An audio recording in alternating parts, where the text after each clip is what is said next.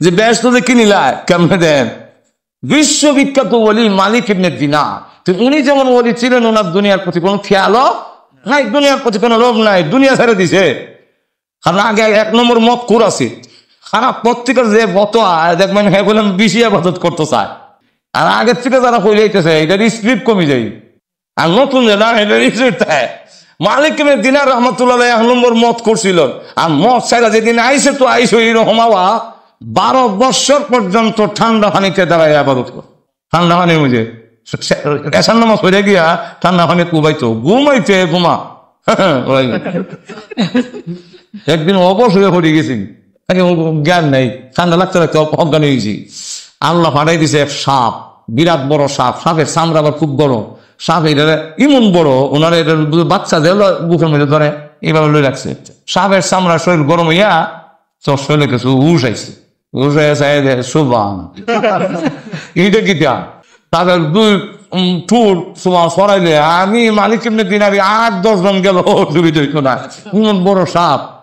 বুঝি লাইছে আল্লাহ আমার সাহায্য করবার লেগে পাঠাইছিল, আমি সাপের ভেটে বিচ্ছে তখন দেওয়া যায় লই রাখছে, সাপে আমার খায় না, তো আমার সাহায্য করার লেগে আইছি। ডাক ডাক আল্লাহ তুমি তো সাপ পাঠাইছো আমার সাহায্যের জন্য, আমার সহযোগিতা করার জন্য, কিন্তু আমার যে ডর করে আমি যে মানুষ, আল্লাহ এটা আস্তে করে আমার থেকে ঘরাইলাও। এমনি দিয়ে সাপ আস্তে আস্তে পড়ে গেছে। তুমি বিশ্ববিখ্যাত ওলি মালিক ইবনে দিনার রহমাতুল্লাহ আলাই, উনি আর ওনার সাথে আরেকজন হযরত সুলাইমান রহমাতুল্লাহ আলাই নামে আরেকজন বুজুর্গ ছিলেন। এই 2 জন হাঁটতে হাঁটতে এক জায়গায় গেলেন, কে দেখে সুন্দর এক বিল্ডিং এর কাম হইতেছে, বানাইতেছে, আর কাজ হইতেছে, এটা এখনো শেষ হইছে না। তুই গেলেন বিল্ডিং এর ভিতরে, গিয়া দেখে এক সুন্দর যুবক কথা বলতেছে, আর অনেক সময় অনেক মানুষ এমন সুন্দর দেখলে সুবহানাল্লাহ মুখ থেকে অটোমেটিক ভাবে বাড়ি যায়। আমরা উল্টা কই আর কি, আমরা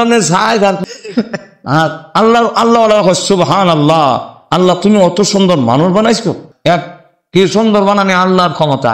এক বুজুর্গ মসজিদে বইছে, আর এক সুন্দর শতাংশ দিকের অধিকারী যুবক গেট ঢুকছে, যেমন লম্বা স্বাস্থ্য এবং আগা মাথা ঠিক আছে, পেট বড় আর কল্লা ছোট, এরকম না, মিলে খুব সুন্দর, অন্তত 5 ফুট লম্বা হইব, আর বডি আমরা খুব সুন্দর। কাল্লার অলি তার দিকে চাইয়া আল্লাহ শুক্রিয়া দেয়, বললো আলহামদুলিল্লাহ খুব সুন্দর আল্লাহ তুমি বানাইছো। এই যুবক জিগায় যে তুমি আমার দিকে এভাবে চাই দিছো কেন? তুমি মনে হয় আমার সুন্দর দেখে হয়রান হয়ে গেছো কি? স্বয়ং আল্লাহ আমার সুন্দর দেখে ফেরেটা নাউযুবিল্লাহ কইছেন না, ই কথা কইতে দিয়ে রয়েছে, আর এমনি লাম্বার থেকে ছোট শুরু হয়েছে। ছোট হইতে হইতে বুজুর্গের সামনে 5 ফুট আছে লম্বা, 5 ইঞ্চি হয়ে গেছে। আল্লাহ দেখাই দিছে অহংকার করিস না, তোমার না আমার দেওয়া, জোর এখন ঠিক। আচ্ছা যা, এখন দেখা গেল আল্লাহ সুবহানাল্লাহ আলহামদুলিল্লাহ কইয়া কইলো মালিক ইবনে দিনার সুলাইমান রহমাতুল্লাহ আলাইহিকে বললেন, এই সুন্দর যুবকটা আমার মনের বড় আকাঙ্ক্ষা, এমন সুন্দর যুবকটা যদি জান্নাতে যাইতো তাহলে এটি ছিল ভালো, জান্নাত চেয়ে উপযুক্ত হইতো। তো আপনার পরিচয় করাই দিল যুবকের সাথে যে উনি মালিক ইবনে দিনার, তো বিশ্ববিখ্যাত উনি নাম খারা স্নেহ দিছে, বলে তো ইজ্জত করছে, বসে নদীর কি খেদমত করতাম, বুঝলে কোনো খেদমত লাগতো না। একটা কথা বুঝলে কি, আমি যদি এই বিল্ডিংটার মধ্যে তুমি আরো কি পরিমাণ টাকা খরচ করবা, কারণ এটা এখনো কমপ্লিট হয়েছে না, ফিনিশিং বাকি রয়েছে আর কি। তখন কইল আমি 1 লক্ষ দেড়হাম খরচ করবো, নিয়োগ করছি। কলা ওই সময় 1 লক্ষ দেড়হাম, অন্য হরি না 100,000 টাকা কোনো কম না। তখন মালিক ইবনে দিনার রহমাতুল্লাহ বললেন যে আমি তোমাকে একটা ওয়াদা দিলাম, 1 লক্ষ দেড়হাম যদি তুমি আমারে দিলাও তাহলে আমি তোমার একটা এর থেকে সুন্দর আরো বাড়ি বানাইনু, যে ঘরটা নিম্নে হবে 100 তালা, 70,000 করে রুম হইব একটা তালায়, একটা ইট হইব স্বর্ণ, একটা হইব রূপা, মাঝখানে হইব কংক্রিট হইব মুটি, আসপত্র হইব মেসকর জাফরান দিয়ে, এবং ডেকোরেশন সহ কার্পেট থাকবে উঁচা উঁচা, আর সোফা থাকবো খুব দামি দামি, তার পায়াগুলো থাকবো জবরদস্ত ইয়াকুত পাথরের, এবং লক্ষ লক্ষ খাদেম তোমার পিছনে ঘুরবে, আর কমসে কম 70 জন বউ তোমার থাকবো। এমন একটা বাড়ি তোমার তৈরি করে তুমি এই চেহারা দিয়া যদি তুমি আমারে দাও। যুবক বুঝা কইছি, কারণ চেয়া কইলেই দেওয়ায় না মাজুর এখন ঠিক নেই যে আমরা তো টেয়া কইলে জানতাম না মৌলবী রাম রে কই। আমিও আল্লাহ চুরি 8-10টা লাগাইছে বলে দেখাইতে রাস্তার মধ্যে, তো কই রাখবে না দিক না দিতাম যাই না, তখন আরো মার রাম দিতাম এর আগে ছাড়ে না কেউ। তো এখন দেখা গেল এই অবস্থা হলো, বুঝা খাল্লা কোন সময় করবা বলে কালকে সকালে বলে ইনশাল্লাহ খাল্লা সকালে কইও।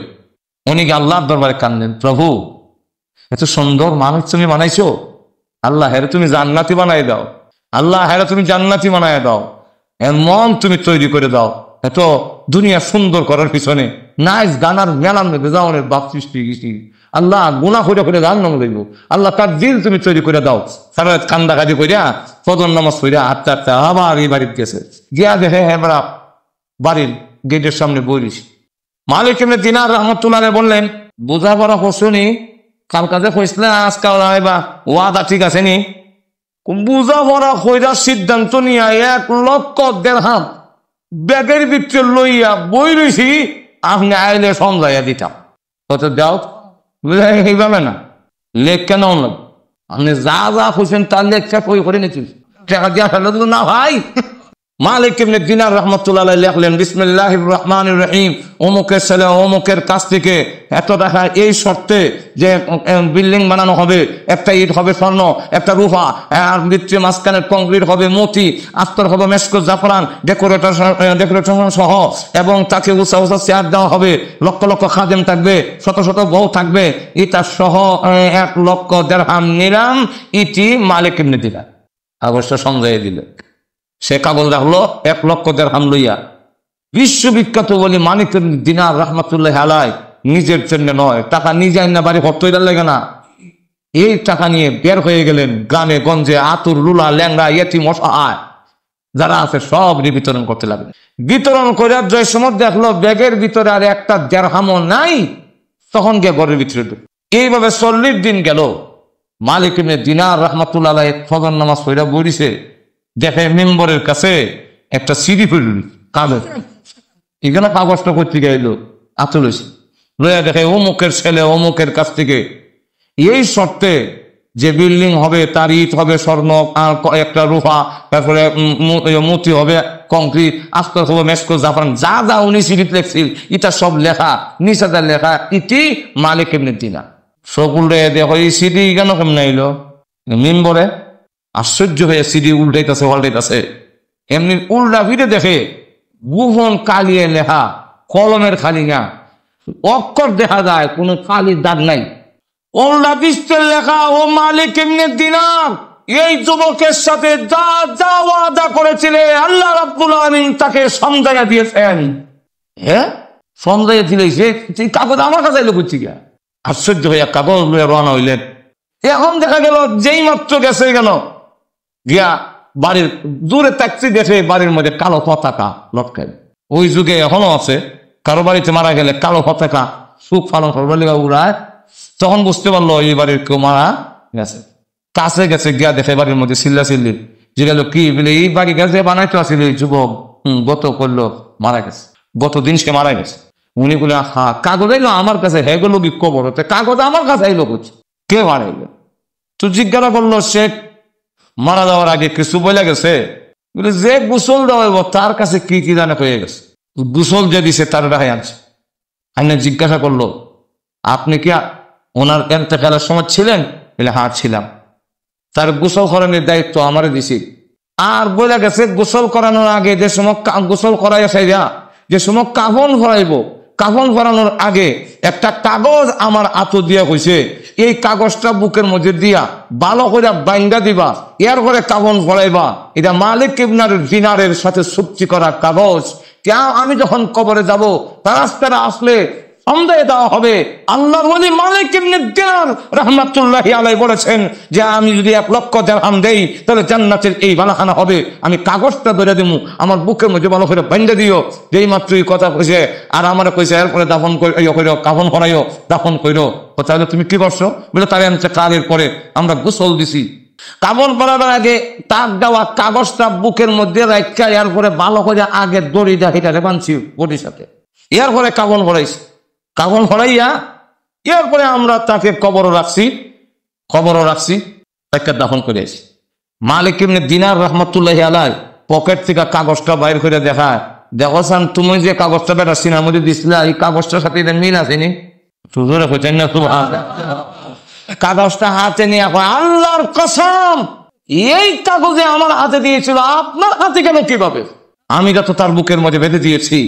মালিক ইবনে দিনার রাহমাতুল্লাহি আলাইহি বলেন ওই দেখো উল্টা পিঠে লেখা, আমি যে ওয়াদা করেছিলাম যে এই টাকাগুলো দিলে তার জন্য জান্নাতে বালাখানা বানানো হবে, এই জন্যে আমি আমার জন্য নয়, আমি গরিব এতিম মিসকিনের জন্য করেছিলাম।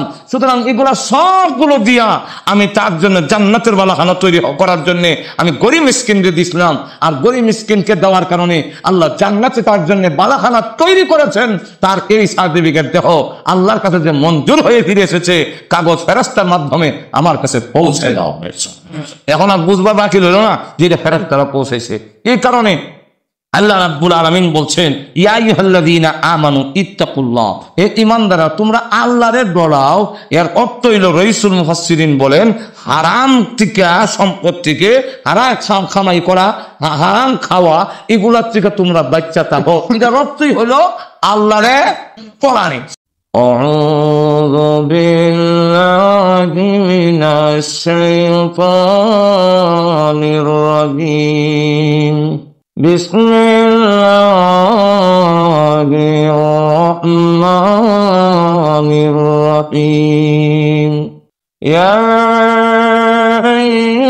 আইয়ুহাল্লাযীনা আমানু ইত্তাকুল্লাহা ওয়া কুলু কাওলান সাদীদা يصلح لكم أعمالكم ويغفر لكم ذنوبكم ومن يطع الله ورسوله فقد فاز فوزا عظيما.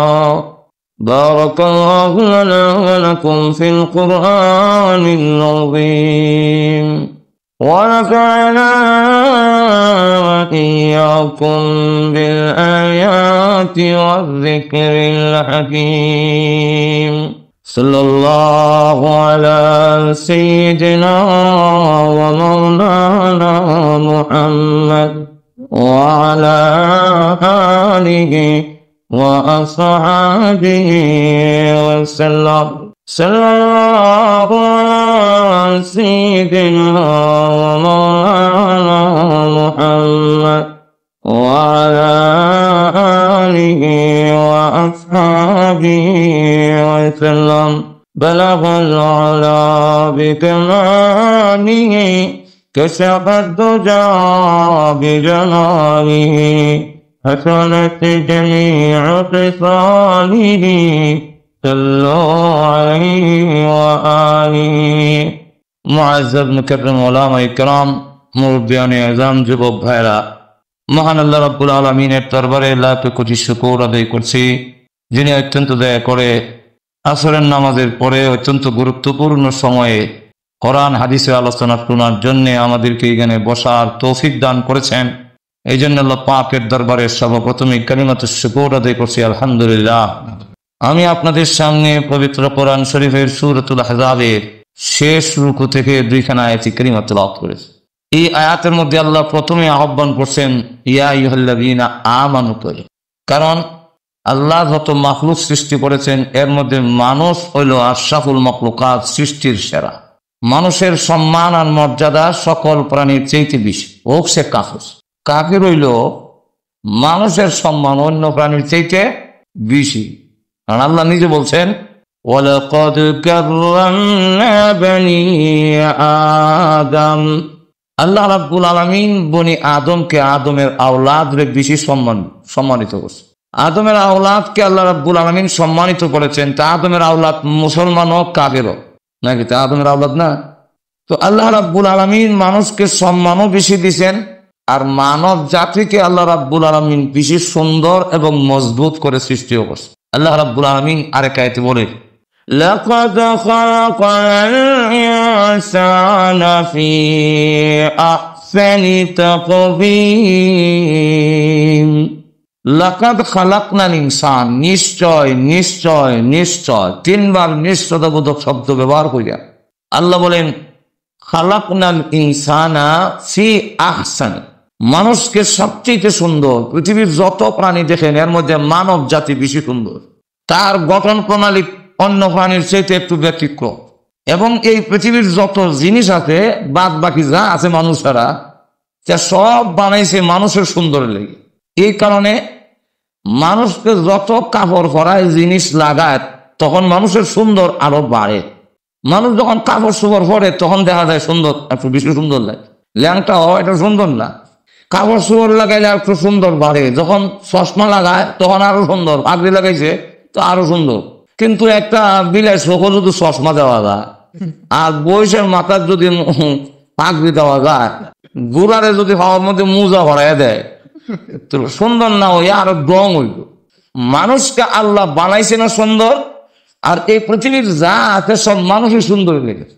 অন্য প্রাণীরা জিনিস পড়াইলে সুন্দর লাগে না।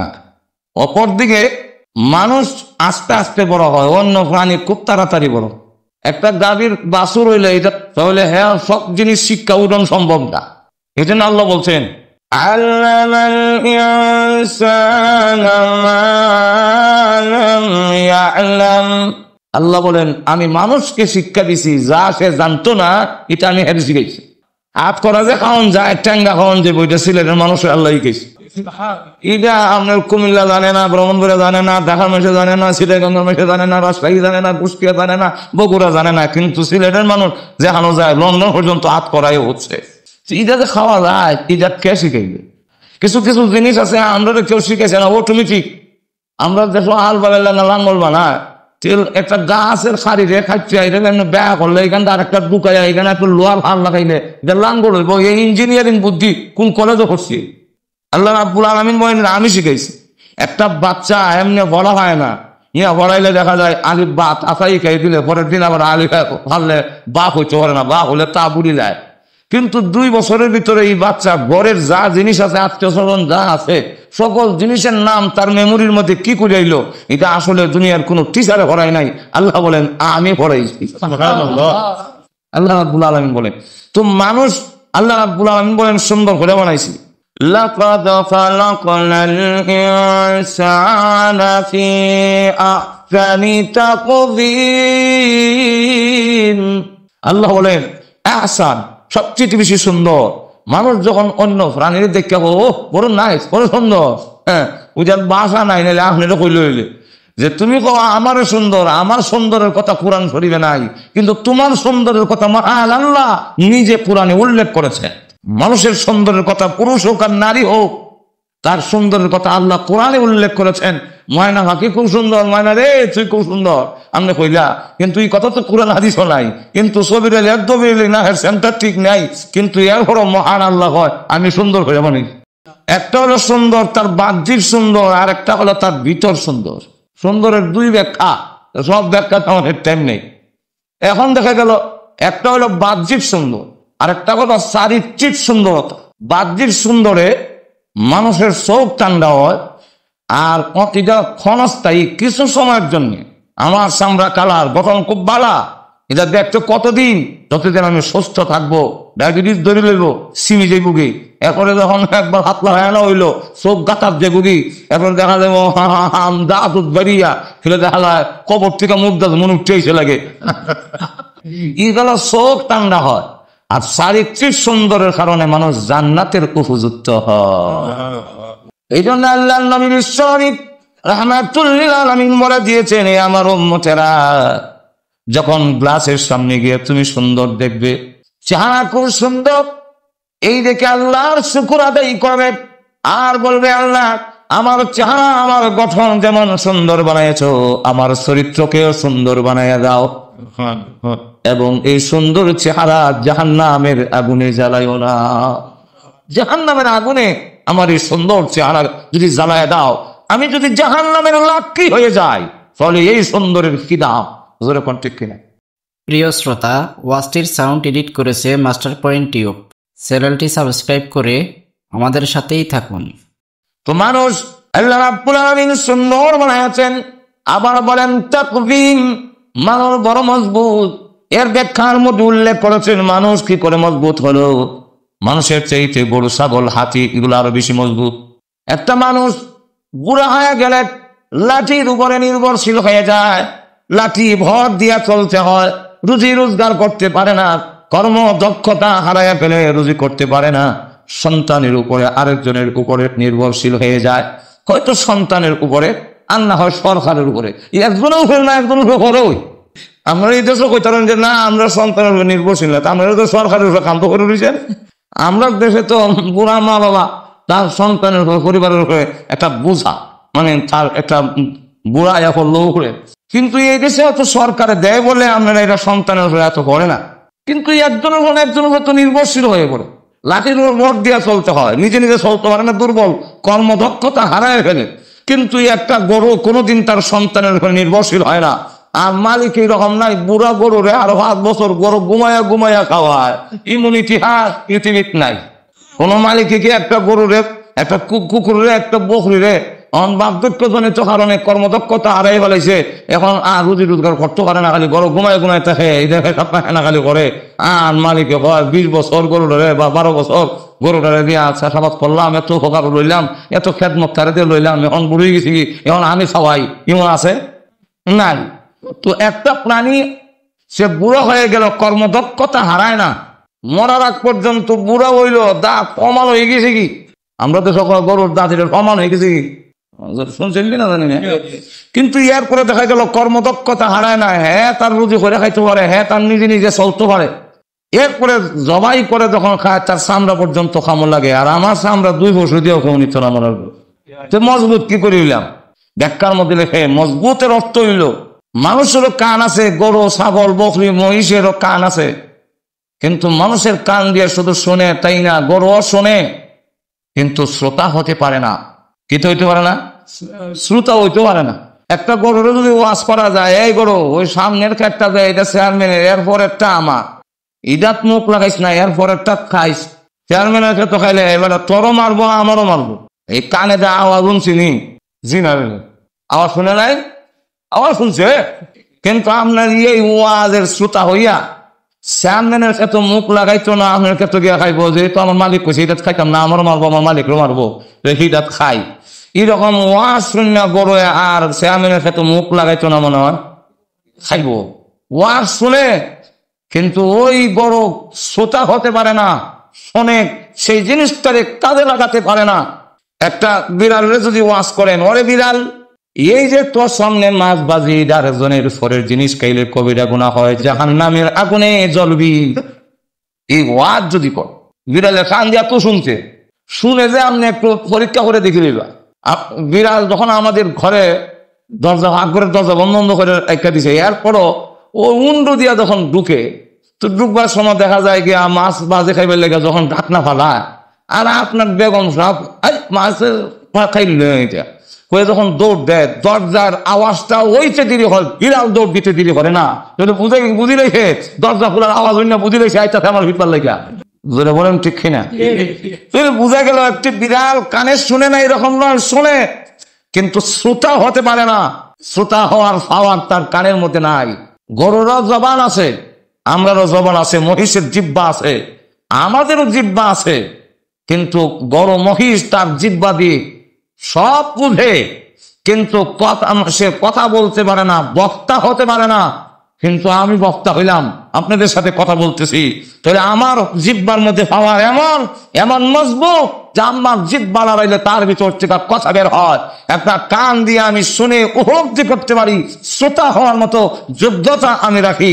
আল্লাহ বলেন গরুরও কান দিলাম, তোমাকেও কান দিলাম, তোমাকেও জিহ্বা দিলাম, মহিষকেও জিহ্বা দিলাম, কিন্তু তোমাদের জিহ্বা, তোমাদের কান এত মজবুত যে তুমি আওয়াজ শুনে শ্রোতা হতে পারো, তোমার জবান দিয়ে তুমি বক্তৃতা করতে পারো, তুমি বক্তা হতে পারো। এই কারণে আল্লাহ রাব্বুল আলামিন বলেন লাকাদ খালাকনাল ইনসানা ফি আহসানি তাকওয়িম, মানুষকে খুব সুন্দর এবং মজবুত করে সৃষ্টি করেছে। কিন্তু এই মানুষ তার মর্যাদা যদি ধরে রাখতে না পারে, তখন আশরাফুল মাখলুকাতের মর্যাদায় সে আর থাকতে পারে না। সে তখন চতুষ্পদ প্রাণী, কুকুর বিড়ালের সমান সমান হয়ে যায়, মর্যাদায় কিন্তু আর থাকতেছে না। এটা বোঝা যাবে কোন সময়? পৃথিবীর থেকে বিদায় হওয়ার পরে, হাসরের মাঠে যাওয়ার পরে গিয়ে বুঝ হবে যে আমি আমার মর্যাদা সম্মান ধরে রাখতাম পারছি, ধরে রাখতে পারিনি। আল্লাহু আকবার। আমাদের বাংলাদেশের 300 জন সংসদ সদস্য পার্লামেন্টের, কে বলেন ঠিক না? এই 300 জন থেকে কি সবাইকে মন্ত্রী বানাই নিয়েছে? মন্ত্রী যাদেরকে বানানো হয়েছে তাদেরকে সরকার সম্মানিত করেছে, কে বলেন ঠিক কিনা? অথচ তার চাইতে আরো যোগ্য লোক সংসদ সদস্য আছে, হেরা বই দিছিল যে আমরা মন্ত্রী বানাইবো, কিন্তু হেরা দেখা যায় হ্যাঁ মূলা দেখা মন্ত্রিত্ব আরো দিলেন নাই এমন ইতিহাস। তাহলে যাদেরকে মন্ত্রী বানালো তাকে সম্মান দেওয়া হলো, আর এই সম্মান দিয়ে তার জন্য আলাদা গাড়ি, তার জন্য আলাদা আর্মি, বিডিআর, পুলিশ।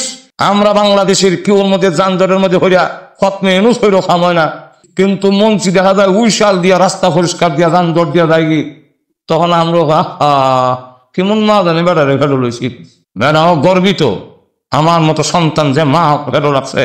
বউর কাছে গিয়া কার বউ সন্তান পাইছে না, আমি এখন মন্ত্রী। এখন তার এত সম্মান, এত মর্যাদা, সব telephone bill free, supply free, বাসা ভাড়া ফ্রি, সবগুলা ফ্রি দেওয়া হইল। এই সম্মান আর মর্যাদা তাকে দেওয়া হলো, কিন্তু সে যদি তার এই মর্যাদা ধরে রাখতে না পারে, রিলিফের টিন আত্মসাৎ করিলায়, এতিমের বিস্কুট খাইয়া সাফ করিলায়, এখন তার সম্মান যে কদ্দুর কমছে এখন বুঝবে না, বুঝবে কোন সময় তার মেয়াদ যখন চলে যাবে। জোরে বলেন ঠিক না? মেয়াদ যখন চলে গেল, এখন দেখা গেল তাকে দুর্নীতির মামলায় দুদকের চেয়ারম্যান, দুদক দুর্নীতি দমন কমিশনের চেয়ারম্যানে যখন ধরে লইব, তখন বান্ধি লইছে হাতের মধ্যে, যখন হ্যান্ডকাপ লাগাইছে আর করে যখন সালাম দেয়, এখন বেলা কল্যাণের দিকে দেওয়া রাখছে, ক্যামেরা দিয়ে ছবি নিতে গেলে এখন আর ছবি দিতে যায় না, আর আগে হলে 80টা রয়েছে, আর ওখন কল্লা আর কি দেয় না, এখন নিচের দিকে চাই রয়েছে। আর যখন চালান দেয়, খবরে যখন দেখানো হয়, খবরের পাতায়ও যখন কাগজের মধ্যে আসে, টেলিভিশনে যখন দেখায়, তখন যে মানুষে কইছিল কেমন মা জানে এইবার ফেরত হয়েছিল এমন মন্ত্রী মার ফের দৈন্য, এবার বলে এইবার কোন বেটে জানে ফেরত হয়েছিল। এখন এখন দেখা যায় তাকে যখন চালান দেয়, এখন এইবারের মান মন্ত্রীর মর্যাদা রয়েছে, কোন মর্যাদায় আইছে? সুরের খাতারও। আর তোদের এখন কোন খাতা রইল? সুরের খাতা রইল। তাহলে সে তার সম্মান মর্যাদা ধরে রাখতে না পারার কারণে ছিল মন্ত্রিত্বের মর্যাদা, কিন্তু তাকে যখন সরকার মন্ত্রিত্বের মর্যাদা দিল, আর এই মর্যাদা ধরে রাখতে না পারার কারণে এখন সুরের দল একবার মানুষের বড় হিং খাইতে ঢুকে সুর, আর এইবার দেশের জনগণ পাহারাদার হইয়া, রক্ষক হইয়া, পক্ষক হইয়া আরো নিকৃষ্ট সুর হয়েছে। জোরে বলছে না? এখন তাকে সুরের খাতায় চলে আসলো, আশরাফুল মাখলুকাতের মর্যাদায় আর মন্ত্রিত্বের মর্যাদা রইল না। ঠিক তেমনি ভাবে আল্লাহ সরকার সমস্ত মাখলুকের মধ্যে বাছাই বাছাই করে মানুষকে আশরাফুল মাখলুকাত, সৃষ্টির সারা উপাধি তোমাকে দেওয়া হলো, কিন্তু এই মানুষ যদি তার মর্যাদা আর সম্মান ধরে রাখতে না পারে, তাহলে দেখা যাবে এই মানুষ আশরাফুল মাখলুকাতের মর্যাদায় থাকে না। আল্লাহ রাব্বুল আলামিন বলেন, أولئك كالأنعام بل هم أضل أولئك هم الغافلون। আল্লাহ রাব্বুল আলামিন বলেন উলাইকা কাল আনআম, সে কিন্তু এখন পশুর মানে হচ্ছে। মন্ত্রী যেমন সুরের মর্যাদা এসেছিল, এখন আশরাফুল মাখলুকাত চতুষ্পদ জানোয়ারের সমানের সমান। কাল আনআম, জানোয়ার হয়ে গেছে এটা কইছে না, কইছে কাল আনআম, চতুষ্পদ জানোয়ারের মতো। মতো সামনে সিং উঠবো, আমার মা বুঝবেন না আপনারা? বুঝলে তো হ্যাঁ না কই, এখন কি সিং উঠবো? আবু জাহেল কি সিং উঠছি, লের বাড়িছে, তো মতো কেমন হইল? আল্লাহ বলে দিছে মতো কেমনে। আগে যে ওয়াজ করছিলাম, খান আছে বিড়ালের, কিন্তু জাহান্নামের ওয়াজ করলে করোনার না করণ সমান। গরুরে ওয়াজ করলে করোনার না করণ, কান আছে শুনে কিন্তু কামায় না। আল্লাহ রাব্বুল আলামিন বলে সাওয়াউন আলাইহিম আআযারতাহুম আম লাম তুযিরহুম লা ইউমিনুন। আল্লাহ বলেন সমান কেমনে হইল আনাম, যে সাওয়াউন আলাইহিম, হে নবী তাদেরকে আনজারতাহুম আম লাম তুনজিরহুম, এদেরকে জাহান্নামের ভয় দেখান। যদি বলেন এই মূর্তি পূজা করো না, শিরক করো না, হারাম খাও না, এই ওয়াজ যদি করেন জাহান্নামের আগুনে জ্বলবি, তাহলে এরা কান দিয়ে শোনে কিন্তু গ্রহণ করে না। সুতরাং ওয়াজ করো না করুন, জাহান্নামের ভয় দেখানো আর না দেখানো সাওয়াউন বরাবর সেম সেম আগে যেরকম আছিল এখন এরকমই আনজারতাহুম আম লাম তুনজিরহুম লা ইউমিনুন অগণবিজি ওরা ঈমান আনবে না কানের যোগ্যতা হারিয়ে ফেলেছে সুতরাং তার মধ্যে আর পশুর মানের মধ্যে কোনো গ্যাস কম আর পুকুরে কম নাই চলাফেরাও একরকম হয়েছে চলাফেরা একরকম কিভাবে একরকম চতুষ্পদ জানোয়ারের পেশাবে ধরলে বয় না হ্যাঁ বই তো হারে বয় কেন বই বাপন্দি ধর্ম করে আল্লাহ আকবার বাইজুল বুস্তামিকে জবাব দিল সীতা পরীক্ষা আওয়াল গীতা রাখে আমিও এক মানুষের জিগাইলাম ভাই আপনাদের পেশাব করে আইলেন ও ভাইয়া আপনার কি কমর কোনো সমস্যা আছে না সমস্যা হইলো তো আছে আলাদা আপনার কি আমার রোগের মধ্যে কোনো দোষ আছে না এমন যুবক মানুষ উবাইয়া পেশাব করলাম আমার কমলবি সাহ সীতা পরীক্ষা উবাইয়া ফেলে গেছি বইয়া করলে সীতা আইব তাহলে এবার বলেন কুকুর বাইজুল বুস্তামি রহমতুল্লাহ আলাইকে যে জবাব দিছিল আশরাফুল মাখলুকাতের সন্তানের জবাব যা আমার দিল এই দুই জবাবের মধ্যে কোনো ব্যস্তম আছে তাই আল্লাহ রাব্বুল আলামিন বলেন উলাইকা কাল আনআমি বাল হুম আদাল সে যে নিচে নেমে গেল আশরাফুল মাখলুকাতের মর্যাদা রইল না এরা এখন বুঝবে না বুঝবে কোন দিন বাল হুম আদাল আরো নিকৃষ্ট হবে আরো নিচেতর হবে কিয়ামতের কঠিন ময়দানে যেদিন সকল প্রাণীরা একটি মাটির মধ্যে হাজির হবে আর তাকে যখন বলা হবে এত সম্মান এত মর্যাদা এত ইজ্জত তোমাকে দেওয়া হলো আজকের কিয়ামতের মাঠে এখন গ্রেফতার করার যখন অর্ডার দেওয়া হবে খুযুহু ফাগুল্লুহু সুম্মাল জাহিম সাল্লু ওরে পাকড়াও করো আল্লাহ অর্ডার দিবেন ফায়ুখাযু বিন নওয়াসি ওয়াল আকদাম ফায়ুখাযু বিন নওয়াসি নাসিয়াতুনের বহুবচন নওয়াসি কপালের উপরে চুল পাকড়াও করে ধরবে আর আকদাম কদমের বহুবচন পাগুলো যখন উল্টায়া নিয়ে বেঁধে আল্লাহ রাব্বুল আলামিন বলবেন ফাকুব্বাত ওয়ুজুহুহুম ফিন্নার মাথা নিচের দিকে দি জাহান্নামে ছেড়ে দে এই ওয়াদাটা যখন হবে দেখে বলবে প্রভু হে কোন কুকুর জাহান্নামে যায় না কোন মহিষ জাহান্নামে যায় না কোন বকরি জাহান্নামে যায় না বেরি জাহান্নামে যায় না আমি আশরাফুল মাখলুকাত হইয়া এত ইজ্জত আর এত সম্মান এত সুন্দর করে আমাকে বানাইয়াছো এখন আমি জাহান্নামে যাই ওই দিন আক্ষেপ করে বলবে আমি তো পশু থেকে আরো নিচে নেমে গেলাম আরো করে কোন ঠিক কিনা তো আল্লাহ রাব্বুল আলামিন আমাদেরকে আশরাফুল মাখলুকাত বানিয়েছেন আমার আয়াতগুলো সামনে যেতে হবে আমার আয়াতের মধ্যে আল্লাহ রাব্বুল আলামিন সম্বোধন করেছেন ইয়া আইয়ুহাল্লাযীনা আমানু বলে কারণ এই মানুষের মধ্যে তারাই সম্মানিত তারাই ইজ্জত রক্ষা করেছে মানব তার মানব কুলে আসা তার ইজ্জত সম্মান রক্ষা হবে তখন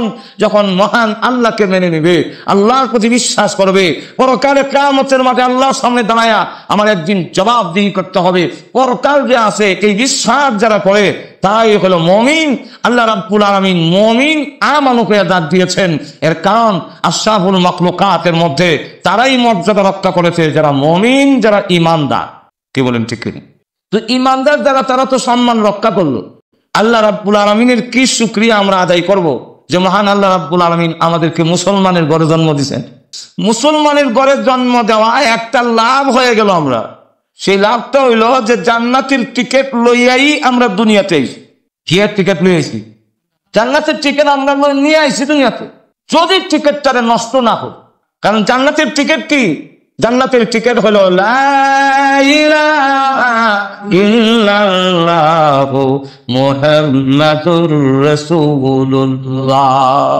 লা ইলাহা ইল্লাল্লাহ মুহাম্মাদুর রাসূলুল্লাহ এই কালিমা হলো জান্নাতের টিকিট কি কালিমা লা ইলাহা ইল্লাল্লাহ যদি না থাকে জান্নাতের টিকিট নাই জান্নাতে যাওয়া তার পক্ষে সম্ভব হবে না জান্নাতের গেটের মধ্যে লেখাও আছে তাই জান্নাতের গেটের মধ্যে লেখাও আছে লা ইলাহা ইল্লাল্লাহু মুহাম্মাদুর রাসূলুল্লাহ এই কালিমা জান্নাতের গেটের মধ্যে লেখা জান্নাতের চাবি হলো মূল চাবি হলো ঈমান লা কালিমা লা ইলাহা ইল্লাল্লাহ আরশের পায়ের মধ্যে লেখা আছে লা ইলাহা ইল্লাল্লাহ এই লা ইলাহা ইল্লাল্লাহ না হলে জান্নাতে যাওয়ার আশা করা যায় না তুমি মুমিনের ঘরে জন্ম হওয়ার কারণে আমরা কলিমা খুঁজিয়া কলিমা পড়নেওয়ালার ঘরে জন্ম হয়েছি জান্নাতের টিকিট নিয়ে এসি আর লা ইলাহা ইল্লাল্লাহ জান্নাতের টিকিট আপনাদের একটা প্রশ্ন হইতে পারে হুজুর আমরা তো শুনলাম আসসালাতু মিফতাহুল জান্নাহ আল্লাহ রাসূল বলছেন নামাজ বেহেশতের চাবি লা ইলাহা ইল্লাল্লাহ চাবি আল্লাহর নবী বিশ্বনবী রাহমাতুল লিল আলামিনকে প্রশ্ন করেছেন সাহাবীরা, ইয়া রাসূলুল্লাহ, ইয়া হাবিবাল্লাহ, আপনি যে বললেন আসসালাতু মিফতাহুল জান্নাহ, নামাজ বেহেশতের চাবি। ইসলামের বেনা যে পাঁচটা, এর মধ্যে প্রথম নম্বরটার নাম হলো লা ইলাহা ঈমান। বুনিয়াল ইসলাম আলা খামসিন, শাহাদাতি আল্লাহ ইলাহা ইল্লাল্লাহ ওয়া আশহাদু আন্না মুহাম্মাদান আবদুহু ওয়া রাসূলুহু। এটাই হলো কালিমা, এটা হলো ঈমান। জান্নাতের টিকেট, জান্নাতের চাবি। ঈমান না হয়ে নামাজ কিভাবে হয়? নামাজ তো 2 নম্বর। 2 নম্বরে বলছেন ওয়া ইকামিস সালাহ, নামাজ হইল 2 নম্বরে। তাও নামাজ জান্নাত ইসলামের বানানো, নামাজ ইসলামের বানানো। আমাদের ব্রাহ্মণবাড়ির একজন বড় হুজুর ছিলেন, বড় ওনার তীক্ষ্ণ মেধা। একদিন আমাদের জিজ্ঞাসা করছেন ইসলামের বেনা কয়টা? আমি বললাম কালিমা, নামাজ, রোজা, হজ, জাকাত। কালিমা, নামাজ, রোজা, হজ, জাকাত, একটা লাই করে দিছি। 5টা ইসলামের বেনা, 5টা। আমার কালিমা, নামাজ, নামাজ ইসলামের বেনা। আমি বলছি হুজুর, নামাজের ইসলামের বেনা না। আমি তো হুজুর লেখা আছে নামাজের বেনা। কথা আদিসটা কও, যে আনো কইছে আদিস কও। তো আদিস যখন কইলাম যে বুনিয়াল ইসলাম আলা খামসিন, শাহাদাতি আল্লাহ ইলাহা ইল্লাল্লাহ ওয়া আন্না মুহাম্মাদান আবদুহু ওয়া রাসূলুহু ওয়া ইকামিস সালাহ, ও ইকামিস সালাহ, নামাজের কথা শুধু সালাহ কইছে না, কইছে ইকামিস সালাহ। সব নামাজ ইসলামের বানানা। তাহলে যাবার নামাজের নিয়ত বান্ধা নেও যায়, আবার মাতেও আর 2 মিনিটে যাবার নামাজ কমপ্লিট করে লাই সারে, আর এইবার নামাজও তো ইসলামের বানা হয়ে যাবে। আমরা দেশে আসিনি রকম 2 মিনিটে 4 রাকাত নামাজ কমপ্লিট। সেটা রিয়াল গালিল্লাহ সরাইছে নামাজ। আমি এক জায়গায় গেলাম ওয়াজ করতে, মসজিদে গেছে নামাজ পড়তে, গিয়া দেখি এক মুরব্বী অন্তত 70 বছরের কম না বয়স। আমি 2 রাকাত পড়তে পড়তে বেটা 8 রাকাত শেষ করে দিয়েছি। নিয়ত বাইল, আর কোনো টাইম নাই, বাঞ্চ দূর তার ক্যাম। এরপরে রুকুত যে গেল, আর ফিরে আয় না, এখান থেকে সাজদাত যে গেল, আর 2 সাজদার মাঝখানে বই নাই, মাত্র কল্লাটা আর কিছুই আটটা মেলা দেয়। এরকম ভাবে যখন নামাজ পড়তেছে, তখন আমি ভাবলাম যে এইভাবে যদি হয়, এই অবস্থায় যদি হয়, দেখা যায় 2 মিনিটও লাগছে না, সব নামাজ কমপ্লিট করে লিছে। ভাবলাম বেটা কইয়া দেওয়ার দরকার, হয়তো বেটা জানে না, ওনারা বইরা দেওয়ার দরকার। এই কথা যখন বললাম, ভাবলাম যেই মাত্র আমি ওইদিকে আগাইছি, এমনি আমার যারা দাওয়াত দেন আমার ইশারা দেওয়া, হঠাৎ ইশারা দেখে বললাম যে বিপদ আছে। মাতলাম না, নামাই তো ঘরে কইলাম যে চাচারা তো বলে দেওয়ার দরকার, এইভাবে নামাজ হলে তো নামাজ ওই তুই না। আপনার ঠিক আরো মুরব্বী আলেমও কয়ে দেব, এবার কইলে তুমি কদিনের নামাজি? আমি 7 বছর ধরে আমার নামাজি খাইবা। এই নামাজও তো ইসলামের বেনা হয়ে যাবো কি, অথচ এটা নামাজ হইল কেনা। সুতরাং নামাজ ইসলামের বেনা নয়, সালাত ইসলামের বেনা নয়, একামতের সালাত কোন নামাজের বেনা। ওই নামাজ ইসলামের বেনা যেই নামাজ নামাজের হক আদায় করে নামাজ পড়ে, সেই নামাজটা হলো ইসলামের বিনা। তো যাই হোক, 2 নম্বর হলো নামাজের কথা, আর 1 নম্বর হলো ঈমান। আল্লাহ নবী বলেন আসসালাতু মিফতাহুল জান্নাহ, নামাজ বেহেশতের চাবি। তাহলে নামাজের কোনো হলো ঈমান নাই, এবার এই চাবি দিয়ে জান্নাত কোন যাবেনি? তাহলে এটা আমরা বুঝতে পারে না। আল্লাহ রাসূল বলেন হ্যাঁ, আসল চাবি হইল জান্নাতের টিকিট হইল লা ইলাহা ইল্লাল্লাহ। আর আসসালাতু মিফতাহুল জান্নাহ, নামাজ বেহেশতের চাবি। এর অর্থ হইল নামাজ হইল ওই চাবির দাগ বুঝেন না আপনারা? প্রত্যেকটা চাবির মধ্যে কিন্তু খাস কারেন্ট থাকেনি, এরকম যদি না থাকে তাহলে আমরা মুসাইলে খুলবনি তালা। তাহলে যেহেতু চাবি কামের না, যদি দাঁত না থাকে, তাই বলছি নামাজ হলো চাবি, অর্থাৎ দাঁত না থাকলে চাবির যেমন দাম নাই, তাহলে ঈমান থাকলেও যদি নামাজ তুমি না পড়ো, জান্নাত খুলতে পারবা না। এই কারণে দাঁত লাগাও। কালিমা লা ইলাহা ইল্লাল্লাহ হলো মোর হলো জান্নাতের চাবি, এবং এটার টিকিট হলো লা ইলাহা ইল্লাল্লাহ। তাহলে আমরা মুমিনের ঘরে জন্ম হওয়ার কারণে জান্নাতের টিকিটটা লই। এখন টিকিটটা যদি নষ্ট না করি, আল্লাহ রাব্বুল আলামিন এই মুমিনদেরকে লক্ষ্য করে বলছেন, আর একটা জিনিস হলো তোমাদের জেনে রাখা দরকার। এই আমি 2টি আয়াত কারিমা আপনাদের সামনে তেলাওয়াত করলাম। এই 2টি আয়াতের মধ্যে আল্লাহ 4টা শর্ত দিয়েছেন, যে এই 4 শর্ত যদি পালন করো, এই 4 কথা যদি মানো, তাহলে আমি আল্লাহ কি পুরস্কার দিব এটাও উল্লেখ করে দিয়েছেন। পুরস্কারও ঘোষণা দিয়েছেন যে এই 4 কথা মেনে নিলে, ইমানদারকে লক্ষ্য করে বলছেন, কারণ যত মানুষ আছে এর মধ্যে আল্লাহর আসল আল্লাহর কাছে সম্মান এবং আশরাফুল মাখলুকাতের মর্যাদা তারাই রক্ষা করছে যারা পড়ছে লা ইলাহা ইল্লাল্লাহ। ইমানদারকে আল্লাহ রক্ষা করে বলেন ইয়া আইয়ুহাল্লাযীনা আমানুত্তাকুল্লাহ। আল্লাহ রাব্বুল আলামিন বলেন ইয়া আইয়ুহাল্লাযীনা আমানু, হে ইমানদার, তোমরা যারা ঈমান এনেছো। ইমানদারকে সম্বোধন করে আল্লাহর পক্ষ থেকে ইমানদার বড় টাইটেল দেওয়া, একবারে বড় জিয়াফত করছে। তো লোকেরা জিগায় এত বড় জিয়াফত নয় গরু জব হয়ে যায় অত আনন্দ কেন? তো ব্রিটিশের পক্ষ থেকে আমার খান বাবু উপাধি দিচ্ছে। কারণ আমরা খান চৌধুরী যাই এটা তো ব্রিটিশের দেওয়া উপাধি না, আল্লাহর দেওয়া। যে সময় ভারতবর্ষে আছি তারাই টাইটেল গুলো দেওয়া গেছে, খান সাহেব, চৌধুরী সাহেব, সাহেব। কিন্তু কোরআনের মধ্যে তো খান সাহেব চৌধুরী সাহেবের কোনো টাইটেল নাই। খান সাহেব যে উপাধি দিয়েছে ব্রিটিশ, খান বাহাদুর।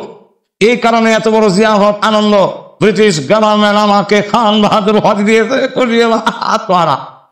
তো তার ভাই যখন বড় ভাইরে জিগাইলো, ভাই সাহেব কিতাব বিষয় অত আনন্দ বলে, জানোস না তুই কি রে? এখন থেকে আমি খান বাহাদুর। তো বলে ভাই আপনার ব্রিটিশ সরকারে আপনার খান বাহাদুর উপাধি দিয়েছে, এর লেগে আপনি অত খুশি অত আনন্দ। আর আহকামুল হাকিমিন আল্লাহ রাব্বুল আলামিনের পক্ষ থেকে আমাদেরকে টাইটেল দিয়েছেন, আমরা হইলাম ঈমান বাহাদুর, তুমি হইলাম খান বাহাদুর, আর আমি হইলাম ঈমান বাহাদুর। খান বাহাদুরের সাথে ঈমান বাহাদুরের সম্মান মর্যাদা বেশি না কম? আল্লাহু আকবার। লক্ষ্য করে দেখেন আবু জাহেল কত খান বাহাদুর বুঝিয়েছে, কিন্তু তার চাইতে খাব্বাব, সুহাইব রুমি, হযরত বিলাল, আব্দুল্লাহ ইবনে মাসউদ, এই সমস্ত নিরীহ সাহাবী যারা ছিল তাদের সম্মান মর্যাদা আবু জাহেলের চাইতে বেশি না কম? আর একটু জোরে হোকা, এত বেশি আল্লাহর কাছে এত দাম, আবু জাহেলের কোনো দাম নাই। খানা অন্ধ সাহাবী, চোখে দেখে না, গরিব খানা।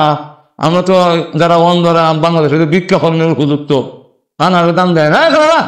আর আবু জাহেল তথা বড় বড় লিডারদেরকে নিয়ে রাসূল বসছেন। আর এর চাইতে সম্মানী ব্যক্তিত্ব আরব দেশে আর নাই, সবরে নিয়ে বসছেন। তারা শর্ত হইলো আপনার কাছে আমরা আইতাম পারি না, আপনি তো সম্ভ্রান্ত, আপনি তো সবচেয়েতে আরব দেশের সকল কিছু মিলাইয়া আবার কুরাইশের মধ্যে আবার বনু হাসিম হলো কুরাইশের যত গোত্র আছে সকল গোত্রের মধ্যে শ্রেষ্ঠ গোত্র হইলো বনু হাসিম। আল্লাহ রসুলকে এমন গোত্রের মধ্যে হারাইছে যে কেউ নাক টানবার মতো আর কোনো সুযোগ নাই। তো আল্লাহ নবী আপনার সাথে তো আমরা বইতাম পারি, মারতাম পারি, কিন্তু আপনার আশেপাশে যত ফকির মিসকিন খানা ল্যাংরা আদুলা, এটার কি দাম আছে? এটা যাই যাবো এদের সামনে আমরা বললাম আমাদের প্রেস্টিজের লস। আরে বাপরে, নাউযুবিল্লাহ। আল্লাহ কোরআনে বলে ওয়াসখারুনা মিনাল্লাযীনা আমানু, ইমানদারের নিয়ে তারা উপহাস করে, মস্কারি করে, আর কি দাম আছে, এরা তো গরিব মিসকিন ফকিরের দল। আল্লাহ বলেন, আল্লাহ রাসূল এরা জানাই দিন ওয়াল্লাযীনা তাকাউ ফাওকাহুম ইয়াওমাল কিয়ামাহ, অগণিজি জালাদিন তাদের কাছে কোনো দাম না থাকতে পারে বিলালের, তার হযরত আব্দুল্লাহ ইবনে মাসউদের, সুহাইব রুমি আর খাব্বাব, এদের মতো লোকের কোনো সম্মান মর্যাদা তাদের কাছে না থাকতে পারে।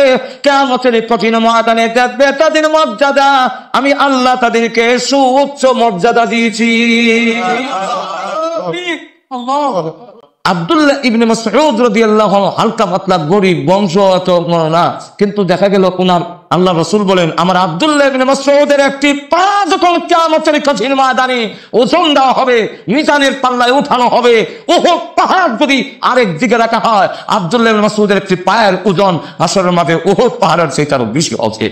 কিন্তু তোমাদের কাছে তাদের দাম নাই। তো যাই হোক, কালো সৈয়দ, আবু জাহেল, উতবা, শাইবা, ওয়ালিদ ইবনে মুগিরা, তাদেরকে নিয়ে রসুল বসছেন আর রসুল তাদের কথা কি খুব মনোযোগ দিতেছেন। আর একজন সাহাবী আইছে, চোখে দেখে না, অন্ধ, ওনার নাম আব্দুল্লাহ ইবনে উম্মে মাকতুম রাদিয়াল্লাহু আনহু। আব্দুল্লাহ ইবনে উম্মে মাকতুম রসুলের দরবার আসতেছেন, কারণ সাহাবী তিনি, সাহাবী ফারেক, যারা রসুলকে ঈমান অবস্থায় দেখছেন আবার ঈমান নিয়ে মৃত্যুবরণ করছেন, তাহলে উনি সাহাবী। আরেকটা সংজ্ঞা হইলো যে রসুল যারে ঈমান অবস্থায় দেখছে আর ঈমান নিয়ে মরছে উনিও সাহাবী। আর না হয় আব্দুল্লাহ ইবনে উম্মে মাকতুম সংঘাত করে না, উনি তো চোখ দিয়ে রসুলকে দেখছেন না, কিন্তু না দেখলেও তার ভিতরে ঈমান আছে কি অবস্থায় বিশ্ব নবী তো উনারে দেখছে। তুই একজন সাহাবীর মর্যাদা কই? আর কালো আল্লাহর কাছে কত দাম, যেই মাত্র আইতাছে, কারণ উনি তো চোখে দেখে না, গরিব, কোন দিন কোন আয়াত না দিলি সে আগ্রহ হইলো যে কোন আয়াত না দিল, যদি আয়াত না দিল থেকে তাকে আমি রসুলের কাছ থেকে ইতাম, আমি মুখস্থ করতাম, এটার আমল করতাম, রসুলের কাছে জানবার লেগে যেতেছে। আর রসুল যে বড় বড় লিটার বই দিছে, আর এরা তো আগে কইছে যে ফকির মিসকিন খাওয়ানো ল্যাংড়া রুলার লেগে আমরা দিতাম পারি না, এখন তো সব যাইব উঠছে। হাই হাই রে, এবার তো মাসলা রসুলের ইচ্ছা হইলো যে আব্দুল্লাহ ইবনে উম্মে মাকতুম তো আমার নিজের লোক, এত যে কোনো সময় আমার মাসলা দিকার সুযোগ আছে, জানবার সুযোগ আছে। কিন্তু যারা লইয়া বইছি ইদি তো সুযোগ পাইলেই উঠি যে বুঝি, এরা তো দিন শোনাইতাম পারতাম না। আর লিডার যারা আছে, কমিউনিটির সর্দার যারা আছে, নেতৃত্ব যারা দেয়, নেতা যারা আছে, আমরার ভিতরে অনেক সময় আকাঙ্ক্ষা থাকে, হেরা যদি ইসলামের পক্ষে আইয় তাহলে আমরা ইসলামটা প্রচার করতে। আচ্ছা, আপনারা কি মনের মধ্যে নাই যে বাংলাদেশের মন্ত্রী যারা আছে সব ইসলামে আই করুক, এটা আপনাদের কামনা নাই? আপনাদের ওখানে আসেনি? আমরা তো চাই যে বাংলাদেশের মন্ত্রী মিনিস্টার যারা আছে, প্রেসিডেন্ট সহ সব যদি ইসলামে আইতো, আপনারা খালি ডাক্তার যদি দেয়, আপনারা সব পালাই দেন কেউ না। আপনাদের ওখানে না কিরকম ঘটনা ঘটছে, সরকার প্রধান বা প্রেসিডেন্ট বা কোন মন্ত্রী পরিষদে ডাকলে দেখা যায় সুবহানাল্লাহ, যে মৌলবী সাহেবরা ভাবা যায় না 6 মাসে 1 বছরের ভিজে গুইয়া সব দেখা যায় অন্য মানুষের মন্তব্য করে। আর ওল্ডা এখানে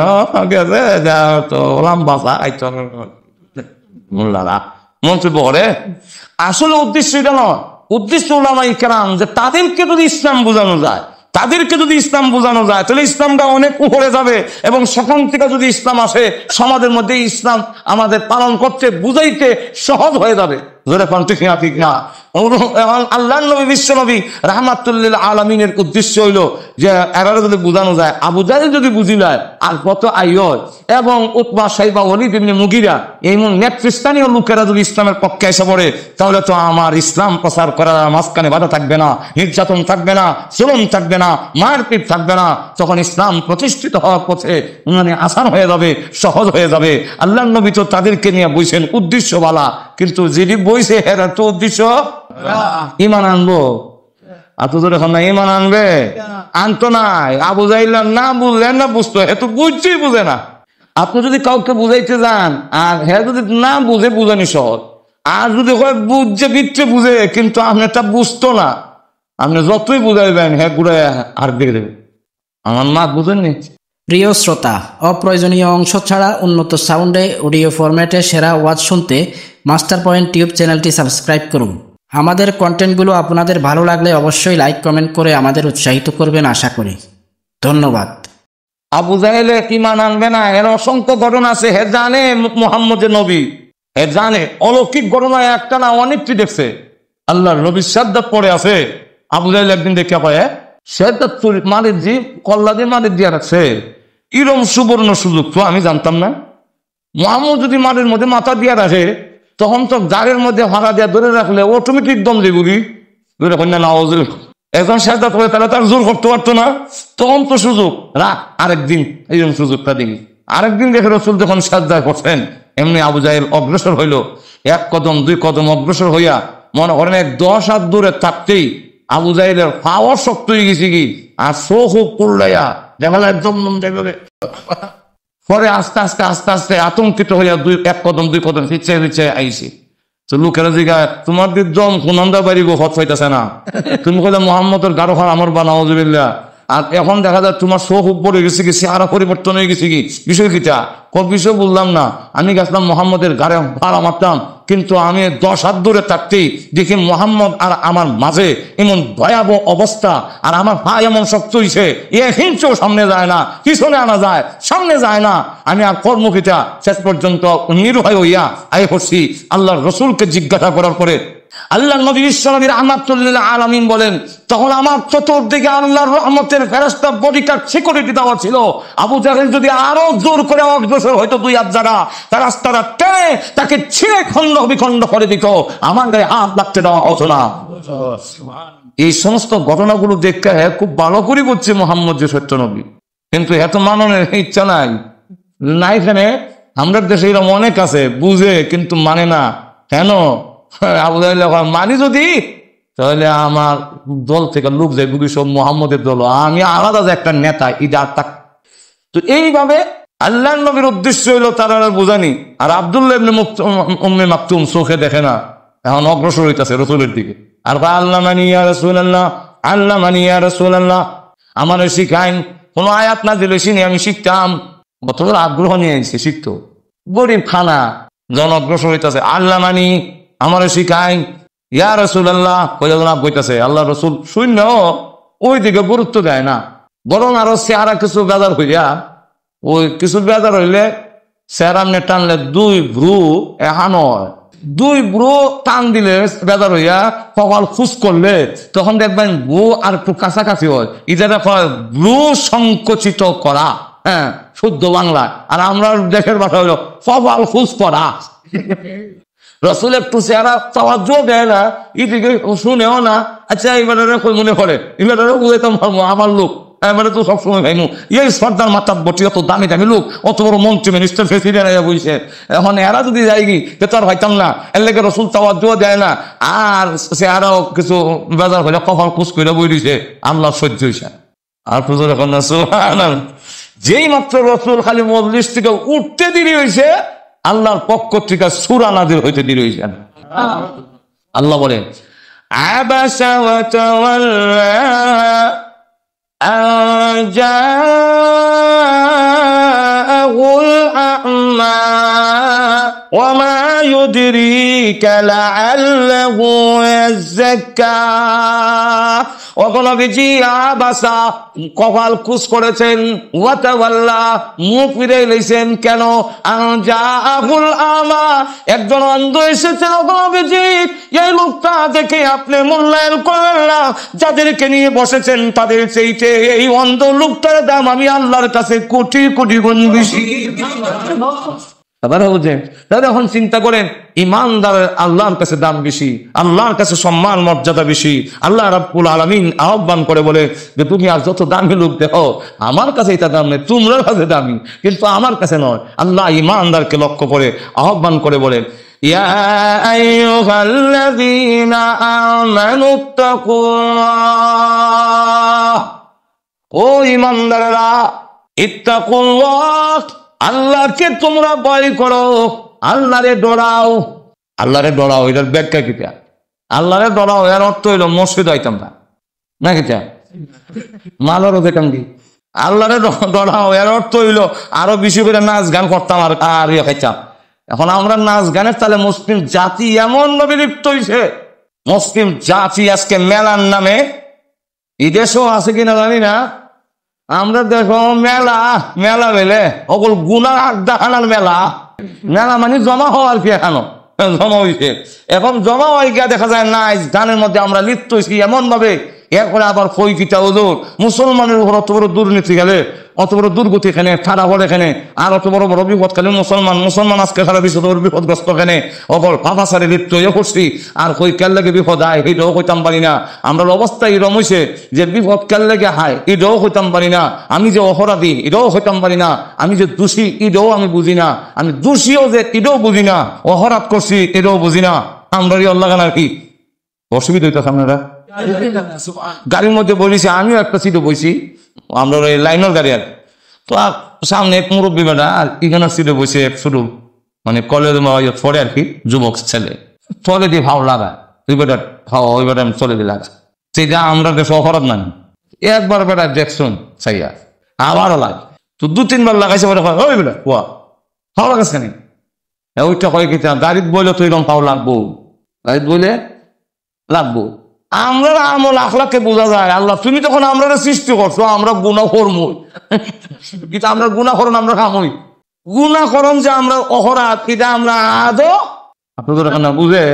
এই জন্য আমি মাঝে মাঝে বারবার উদাহরণ দেই। মৌলভীবাজার একটা জায়গার নাম আছে, এটার নাম হলো এই বাজারের নাম মনোরমুখ বাজার। মৌলভীবাজার এলাকার তাহলে চিনি লইবা। মনোরমুখ বাজার মনো নদীর ভাড়।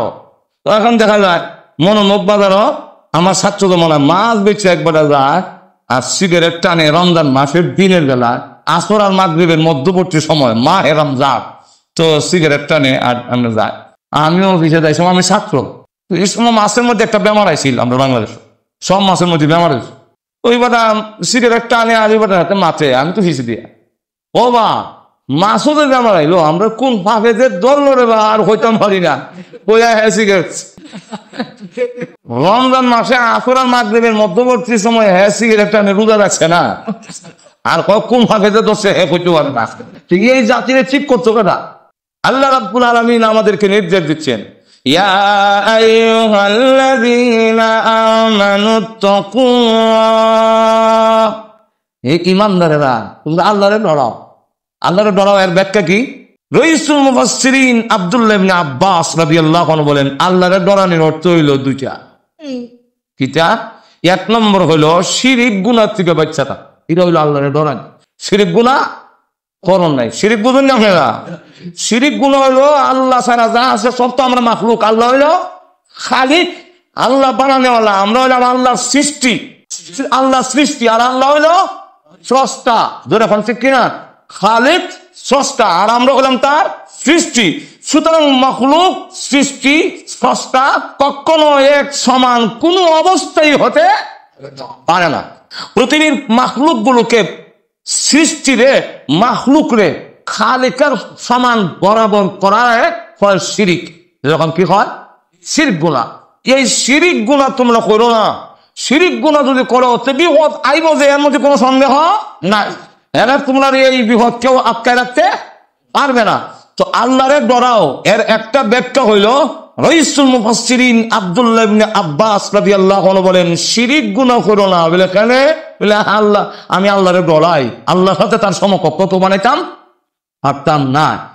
ঠিক কিনা? এটা আল্লাহর সত্তাগত দিক হোক অথবা আল্লাহর গুণগত দিক হোক, কোন দিক থেকে আল্লাহর সমকক্ষ আমি বানাইতাম না।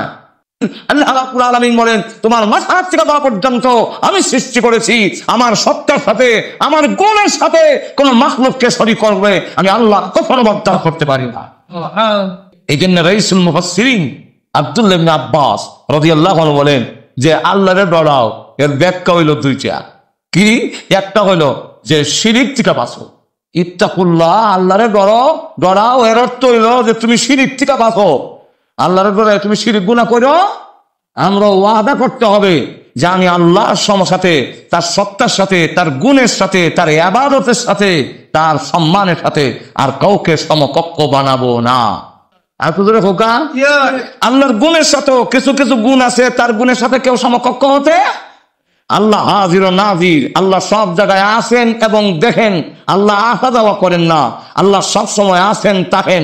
আমরা এখানে আসি, আবার যে সময় আমরা যাই মুগি এই সময় আল্লাহ থাকবেন, আমরা যে সময় এখান থেকে যাই মুগি তখন আল্লাহ থাকবো নি। আল্লাহ আওয়া যাওয়া করেননি, সব সময় আসেন, আছেন থাকবেন, আছেন। জোরে কম ঠিক কিনা?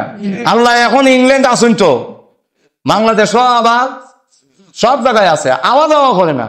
আর আওয়া যাওয়া করলে এটার নাম আজিন নাজির হয় না। আমরা অনেক সময় হয় যে নবী আজিন নাজির, নবী আজিন নাজির কেমনি বলে আইসুন, আসুন নি, এখন তো বই গেলেন কি আপনি, ও গেছেন কি আসেন এখন কেন বইছেন বলে নবী আইসুন, তখন আবার বই লেখেন নবী যখন আইসে তো উপায় থাকতা বলে গেছেন কি, তো তার কথার দ্বারা বোঝা যায় নবী আওয়া যাওয়া এখন না।